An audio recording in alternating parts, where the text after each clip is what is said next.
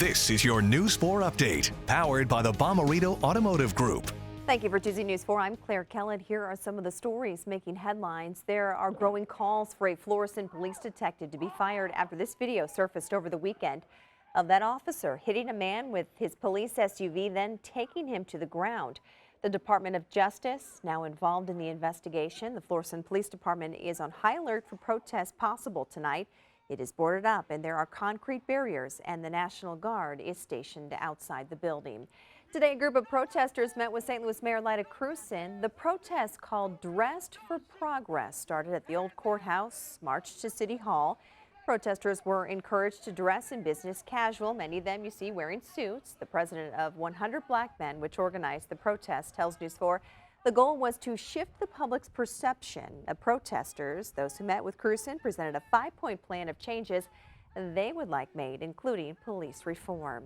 News 4 is monitoring coronavirus cases across the bi-state. Today, Missouri reported 181 new cases, so that brings the total number of cases to just over 15,000. 829 deaths have been reported.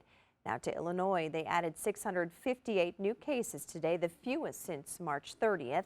Cases stand at just over 128,000. There have been 5,900 deaths.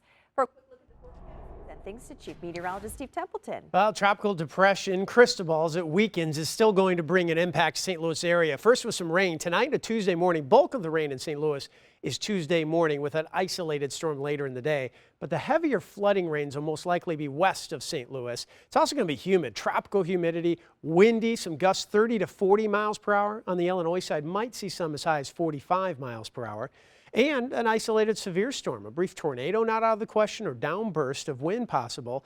Now, south is where that focus is this evening for any kind of severe weather. But look at tomorrow afternoon. That's a level 2 you see in yellow. 1 is the lowest severe threat, 5 would be the highest. So it's a little increased risk, especially in the Illinois side, Tuesday afternoon to evening. Temperatures still going to heat up after the morning rain moves on, 87 degrees. We have that weather alert in place for any kind of isolated severe storms in the afternoon to evening, especially in the Illinois side. But then major weather changes again on Wednesday, 76 and less humid, much cooler. There's a slim chance for a little spot shower in the morning to early afternoon, otherwise mainly dry.